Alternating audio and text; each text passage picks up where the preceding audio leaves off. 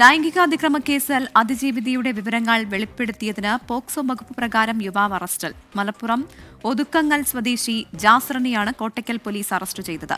ഭക്ഷണത്തിൽ മയക്കുമരുന്ന് കലർത്തി നൽകി പീഡിപ്പിച്ച കേസിലെ അതിജീവിതയുടെ വിവരങ്ങളാണ് പ്രതി വാട്സാപ്പിൽ പങ്കുവച്ചത്. 24 ബ്രേക്കിംഗ്. വിപിൻ സി വിജയനാണ് മലപ്പുറത്ത് നിന്ന് ചേരുന്നത്. വിപിൻ, ഇതൊരു മാതൃകാപരമായ നടപടി കൂടിയാണ്. ഇയാളിപ്പോൾ അറസ്റ്റിലായിട്ടുണ്ടെന്ന് മനസ്സിലാക്കുന്നു. എങ്ങനെയാണ് ഈ കേസിന്റെ കൂടുതൽ വിവരങ്ങൾ?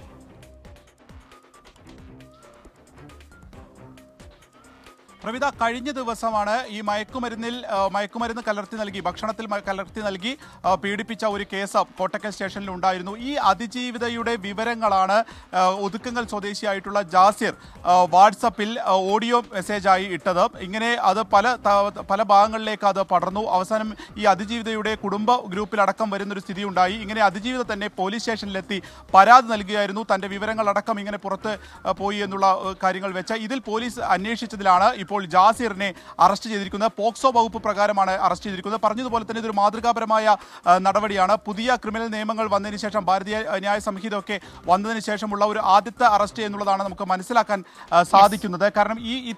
കാരണം ഈ അതിജീവിതയുടെ വിവരങ്ങൾ പങ്കുവെച്ചതിന് ഉള്ള ഒരു അറസ്റ്റ് ഇപ്പോൾ പോലീസിൽ നൽകുന്ന പ്രകാരം ഈ വോയിസ് നോട്ട് പിന്നീട് മറ്റു ഗ്രൂപ്പുകളിലേക്ക് അയച്ചിട്ടുണ്ടെങ്കിൽ അവരെയും ഇതേ വകുപ്പ് പ്രകാരം പോക്സോ വകുപ്പ് പ്രകാരം തന്നെ അറസ്റ്റ് ചെയ്യും എന്നുള്ളതാണ്.